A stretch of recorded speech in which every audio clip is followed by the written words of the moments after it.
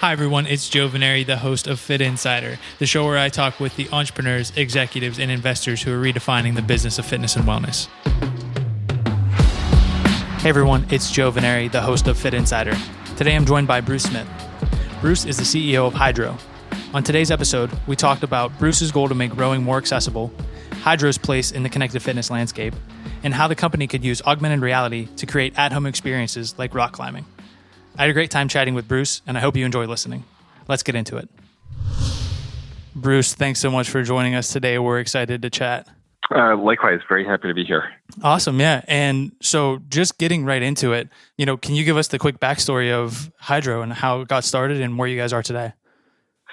Yeah, the quick story about Hydrow is that I somehow can't shake the idea that everybody in the United States and around the world should have access to this amazing rowing experience. And I'm an entrepreneur.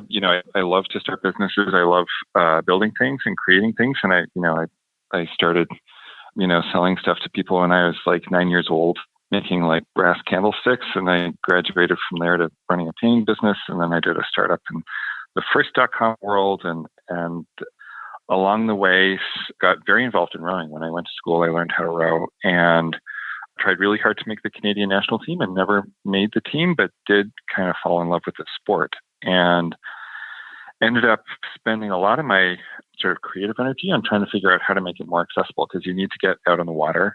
You need these boats that are very beautiful, but also fragile and need a special place to store them. And so I built a few boathouses around the United States. I built a couple in Chicago, and I worked at what was the largest, and still is, I think, the largest rowing club in the world, Community Rowing, where we built revenue from $600K to $6 million over the course of my tenure there, and really became convinced that rowing is like this super, super powerful tool for people to just feel better.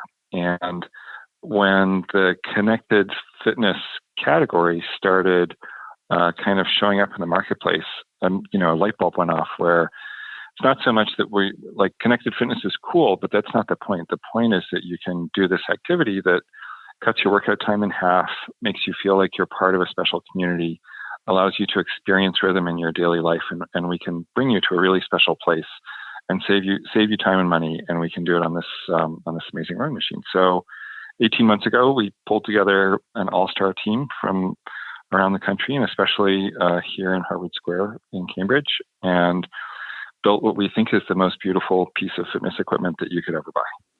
That's incredible. Yeah. And it's undoubtedly a beautiful piece of equipment. And looking at not only the equipment, but also the content that you're creating, that for you seems to be a point of differentiation, the live experience on the water. Yeah, I have a Peloton. I love Peloton. I think their content is amazing and inspiring, and it's really cool to watch what they've been able to do in the marketplace. I think what surprised everybody when Peloton launched is just it's supposed to be a tool that saves you time and money. You don't have to go to a public shower. You don't have to get in your car, and you and your spouse can use the same piece of equipment. So it's a cost-saving tool also. And then what ended up happening, I think, is that everybody discovered that they really love this sense of community that is engendered when you use your sweat equity to get back into that digital world. And we have aimed Hydrow at really bringing to life the most teamly sport in the whole world. Every shot of Boston always includes rowing, and everybody, whenever they talk about any metaphor about teamwork from any motivational speaker inevitably devolves to rowing. And there's a reason for it. And it's that rowing is just the most powerful expression of people working together and a really compelling experience of community when you're out on the water. And being able to digitize that is the key component for us of making people feel better. So you use 86% of your muscles, but you also are a part of this really compelling community. And it's got deep roots in the United States. So it's not so much rediscovering something as making something accessible. So you don't need to go to the boathouse anymore. You can actually just go into your living room and be a part of something that is not a studio experience, but actually live in a place where you probably will never have a real opportunity to get to, which is out on the water on the Charles River or out on Indian Creek in Miami or on River Thames in London. and you're out there with other people in real time, and we're broadcasting live.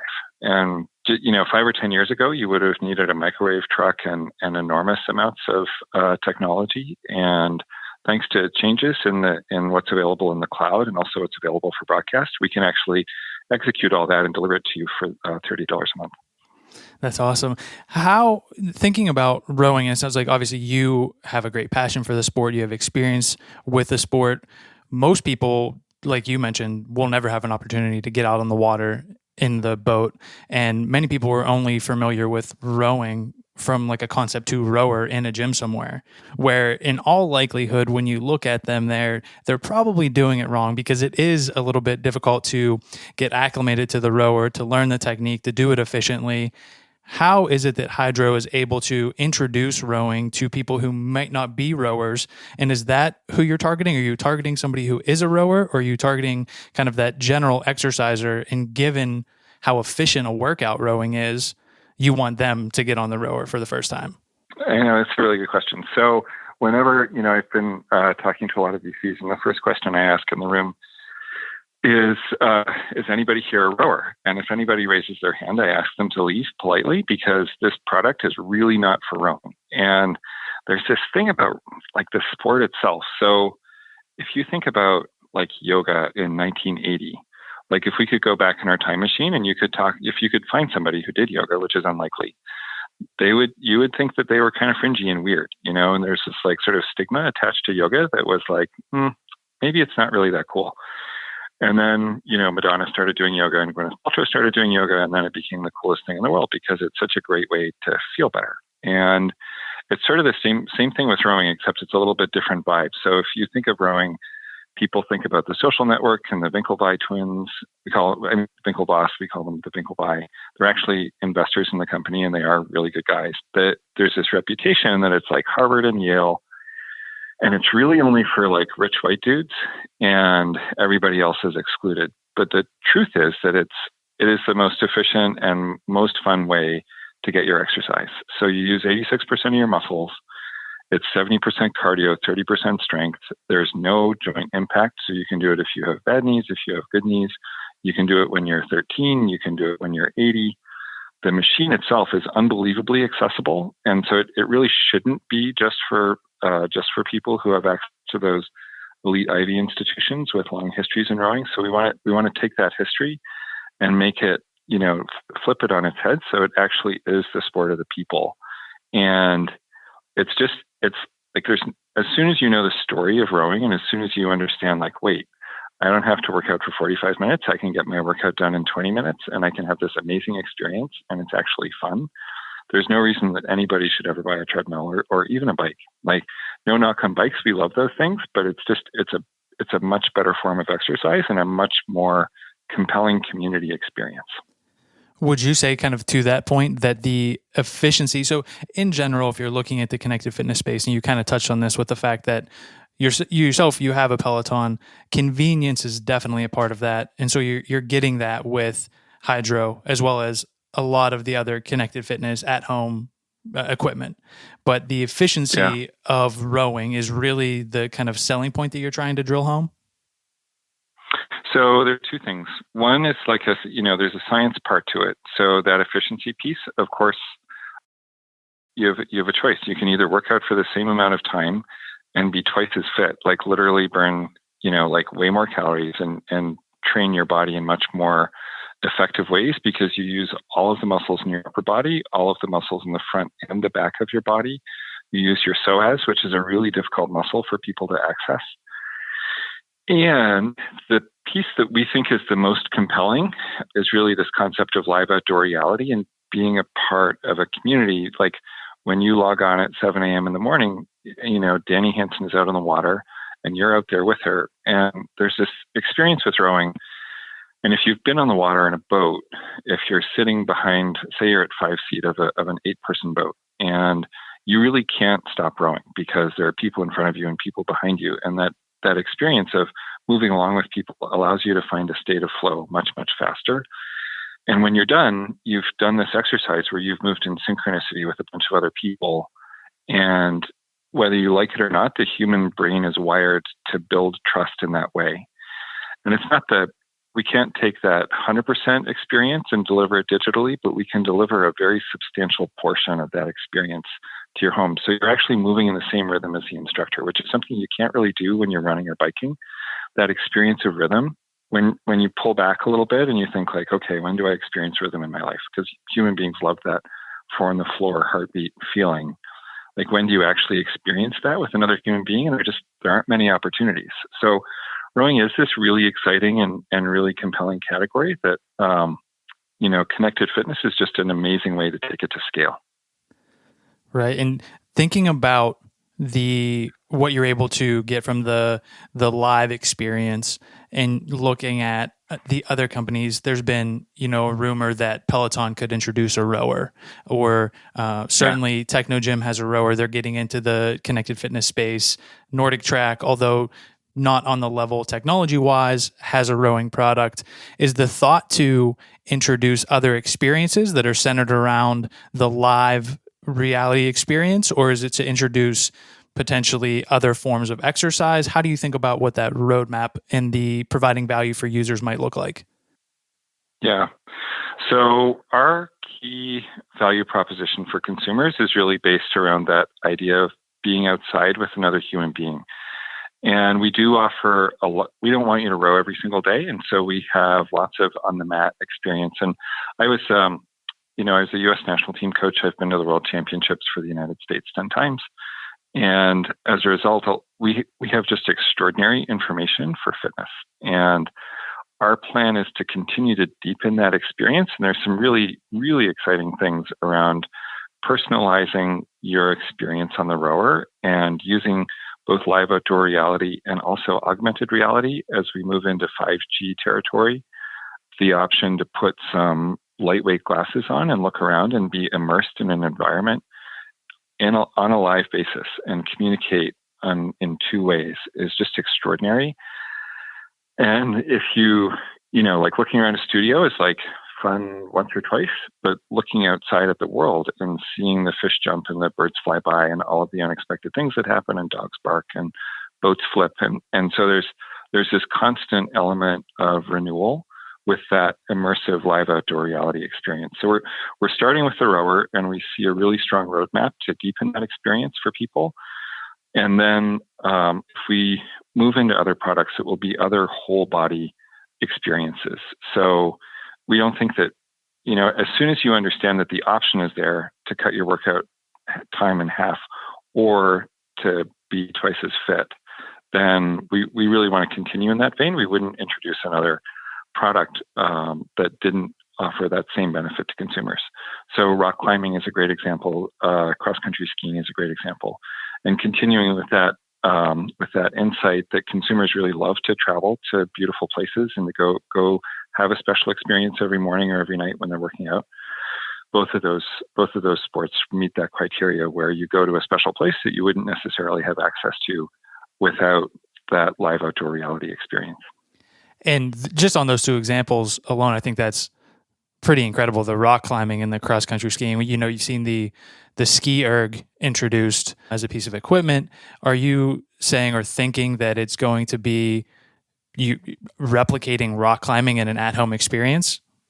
Exactly. Yeah. And I did not realize this until I started to, I built a couple of things, but on a much smaller scale. We built a couple of boats in a previous startup environment, but the opportunity to create and build in Cambridge is just unbelievable. So our head office is between MIT and Harvard, and the number of really smart people and really creative people walking around are like you can't swing a cat without hitting one.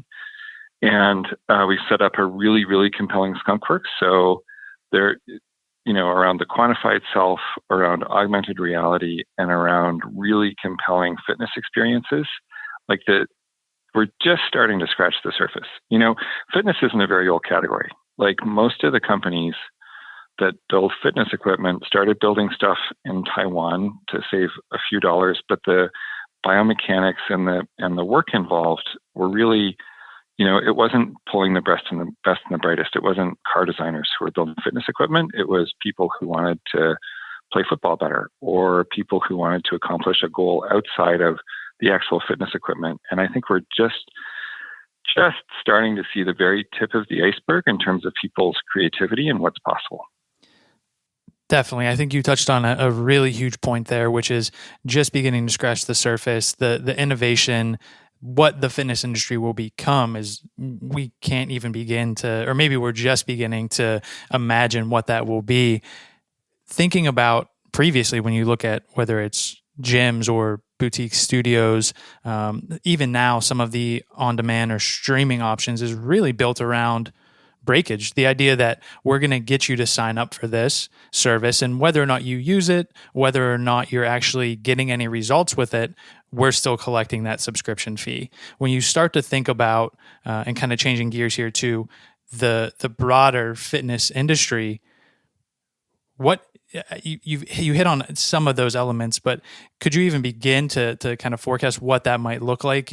Right now, the conversation certainly is around the connected fitness experience, the at home, also the number of boutique studios that there are. Or are we, kind of moving into the territory of a boutique studio bubble? Just in general, what's your take on the current state of the fitness industry as it stands?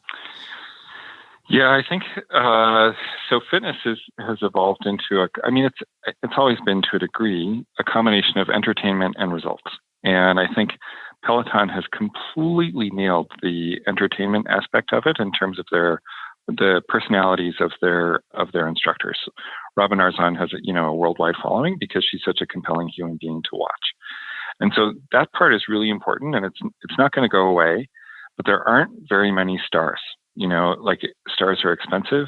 They take a long time to build, and there just aren't very many. So that connected piece, I think, is really critical. And I don't know when we will have reached maximum blast radius for boutique fitness studios, but the overall ability of people to find compelling instructors is not limitless. It really, finding somebody who's charismatic, who's in good shape, and who understands what they're doing is hard. And I ran a rowing club, and we would put 1,200 people in the water every day, and it's super, super hard to find really great coaches. And the coach is the determining factor of whether you have a great experience or not. And so the one side is entertainment, and then the other side is the quantified self. And the bottom line is that most fitness doesn't work. If you're a compulsive person, or if you have really strong self-discipline, then you will find ways to stay in shape. But it's not, it's you driving the process. It's not the fitness experience that drives the process. And we're just starting to see really valuable tools where both personalized fitness prescriptions and accurate measurements are starting to come into the marketplace. Excuse me. And there's a big push around, there are a lot of devices that are using heart rate variability and body temperature and your wake cycle to try and prescriptions, and they're early yet. And everybody has tested them, and some people like them and some people don't. Heart rate variability works really well for 6 out of 10 people. It's very hard to tell which 6 out of 10. But there are other sensors that are being incorporated into clothing that actually are providing a more complete and more reliable picture.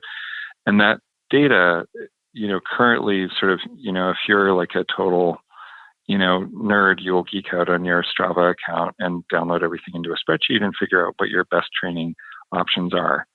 But within a year or two, I think a lot of people are going to start to see actual measurable tracking that makes a difference in your life. And when you sit down on a Hydrow rowing machine, we will recommend to you, just next month actually, we'll recommend to you the best workout for you on that day, whether it's rowing or whether it's stretching.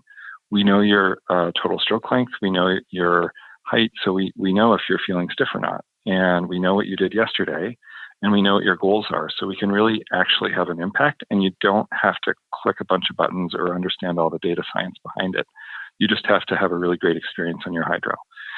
And I think that's where it's headed, where people stop accepting like, oh, I got a good sweat, and start demanding like, I feel the way I want to feel. I've lost the weight I want to lose. I'm stronger. I can move around better. I can sit down and stand up more comfortably. I'm more awake for longer during the day. And those data points are going to be very measurable and very transparent for people to use, rather than this sort of gobbledygook that we've got going. But it's a huge step forward with all of the sensors that are coming forward. And I think integrating all of that stuff is going to be like the next big wave. It sounds like to this point we've had the opportunity to talk with some other folks who are in the connected fitness space, different co-founders and CEOs, and it sounds like you personally have a deep interest and passion in not only, well, certainly the rowing portion of this, given your experience and kind of passion for the sport, but also the quantified self piece. Is that something that you personally have an interest in and have taken to, and the now integrating that into the Hydrow experience? Yeah, it's kind of funny. There's just so much bad data in the world, and so if you sit down on your average, like go for a run on a treadmill or sit down on a bike, unless it's very carefully calibrated, all the numbers you get are wrong. They're within like 30% maybe of the truth, or 40% depending on your body size. Or if you're a 122-pound woman who's 29 years old, you might be right on, but that's the only that bike is only right for that one person. And then if you switch bikes, you get a completely different set of numbers. And one of the really cool things about rowing is that the Hydrow in particular, and a couple of the other rowing machines like the Concept 2 are calibrated. So from machine to machine, it's true. And with the Hydrow, you tell us your height, weight, age, gender, and we tell you the truth about how many calories you're actually burning and the watts that you're actually producing in it. And it stays true from machine to machine. And so when you take that truth, you can actually start to make really useful predictions for people. And I developed a passion for this, not because I didn't start out caring for this. It's just that if you want to win at the World Championships, you better quantify the self. The only way you're going to win is by training your athletes really well. And if you don't quantify what they are doing and measure them incredibly carefully. So over the past 20 years, I've been poking and prodding these really patient athletes to figure out exactly, how they're performing and why they're performing. And then over many cycles have had the opportunity to test and retest and change. And there's a ton of information that some professional sports teams have. They guard the information incredibly jealously. And most people in the fitness world just don't have access to that performance information that should be guiding all of the fitness decisions that people make. But the information is just not out there. There's no good school that you can go to. There's no single book that you can read. A lot of it is based on fads, and a lot of it is based on pretty sketchy science. And the only way to really tell if it's true is to test it at the elite level. And that's the way that we set up Hydrow. We have elite athletes who are training for the national team in the Olympics, and we're testing our stuff continuously with those guys. And then we use that conduit of the elite performance to feed that directly to our customers and make sure that the information that they get for their 20 minutes a day is the biggest bang for the buck. Do you think, given that and the need to quantify these things and the data that you're able to collect, and now looking forward with the technology around sensors, are wearables an extension of what Hydrow is looking to do? Do you see a time where you're building a hardware that is tracking performance outside of the time on the equipment, or would that be something that potentially is more of a partnership opportunity than creating something of your own? No, I definitely see us creating that ecosystem ourselves. Definitely, I think we're all partners in this effort, and we don't need to own all of that stuff, but we want to make sure that you're getting the best of that stuff. And so if you're using a heart rate monitor for your workouts and you don't understand how heart rate drifts through a 45-minute workout, then you're going to get bad information. So we want to make sure that the information that we do feed back to you is really accurate. Or if you're using a device that tracks your HRV through the night and tracks your sleep, we want to make sure that the device that you're using is actually providing really good information. And because it's such a new area for consumers, I think there's it's sort of like, I read a story about this car wax called Z-Bart, and they promised everybody that it would last a lifetime, and it was really good, and it made your car super shiny, and they promised on the TV ads that it would, protect your car for life and it would never, ever rust. And it crashed and burned after a couple of years because it was really good car wax, but it only lasted for a year, and they were just over-promising what it could do. And I think there's a lot of that going on right now in terms of, apps on your phone and little devices that you can put on your ring or your wrist that promise a huge amount. They deliver some, they don't deliver at all. And as we build this ecosystem around Hydrow, we really want to make sure that what we deliver for consumers is exceptionally effective, because it's really precious time, and it's a huge. We want it to be a huge part of people's identity and life, and we want it to be reliable and true, so that they can actually trust the guidance that they get. Thinking about how now you're getting to those consumers recently, so obviously it's selling through the website. I think maybe almost a year ago at this point, you did a crowdfunding campaign. Now selling to consumers. I think there's been a couple different pop-ups there in Boston, but now starting to get distribution in Best Buy. How are you thinking about the retail versus showrooms versus direct to consumer as you start to kind of reach that audience of exercisers? We have a lot of really fun conversations internally about our omni-channel strategy. And the biggest thing is that people just don't, when they think rowing, they think A, it's, not for them, and B, it's really boring. And so how do we get in front of more people faster? Because we definitely see this as, there's just huge transformation going on right now. And we wanted to scale as quickly as we could. So we couldn't be more excited that Best Buy called us and chose us to be one of the flagship brands to launch their foray into connected fitness. And I was a little bit skeptical about Best Buy and myself, because you don't think like Best Buy, like whole health and human fitness. And so before we made our final decision, I had a chance to sit down briefly with the chief merchant for Best Buy, who's a very in-demand person, and I asked him, why connected fitness, and are they really committed to this area? And I think the answer he gave convinced me that they're a phenomenal partner, because they are interested in making their customers' lives better, and that is exactly what we're committed to too. And they see fitness, and people see fitness as this is the next luxury. This is the most fun thing that you can do to actually improve your life. And it's not so much about buying a car anymore. It's more about, being healthy and really feeling great.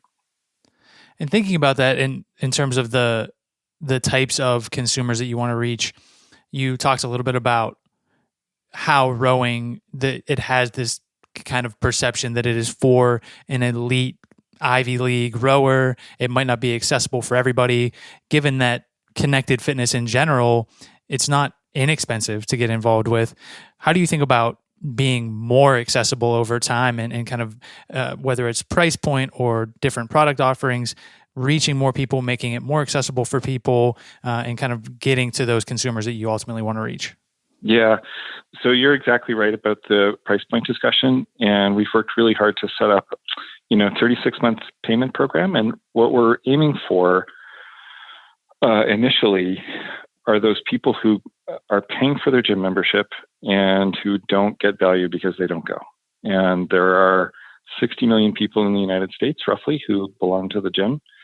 And of those 60 million, somewhere between 30 and 40 million of them never actually make it to the gym, or they might make it once or twice a year. But it's kind of crazy. So there are like 30 million people out there who are paying for something. They know that they're paying for it because they know they should do it, but they're not actually getting value.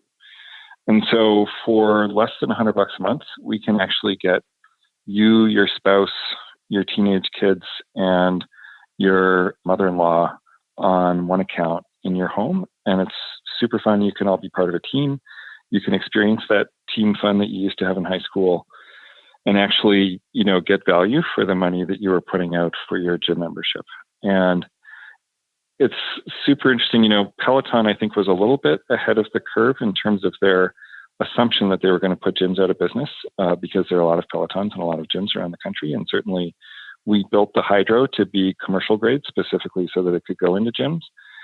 And I think, it's not like gyms are going to disappear, but there is going to be a massive amount of disruption in that sort of real estate play around gyms as connected fitness becomes genuinely viable and genuinely mass market.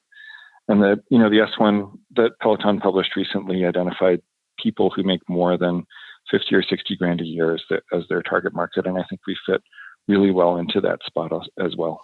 Yeah, it makes sense. And I think the value proposition is there when you start to think about how much money you're spending on a gym membership, whether or not you're going, what type of results you're getting. So when people actually start to think about what they're spending, what they're doing, how they're spending their time and money, certainly it makes sense to have a product like this. And kind of closing out the conversation and get you out of here on this, what are you most excited for about Hydrow at this point? What's next? What are you looking forward to? And I know there's probably a million things and probably too many to even name, but if there's one thing that you're kind of looking forward to most. The thing that I am most excited about is having hundreds of thousands of people participate in a tribe. And what I know is going to happen, because it's growing. And once you start to peel back a couple layers, you're going to read the story of Boys in the Boat.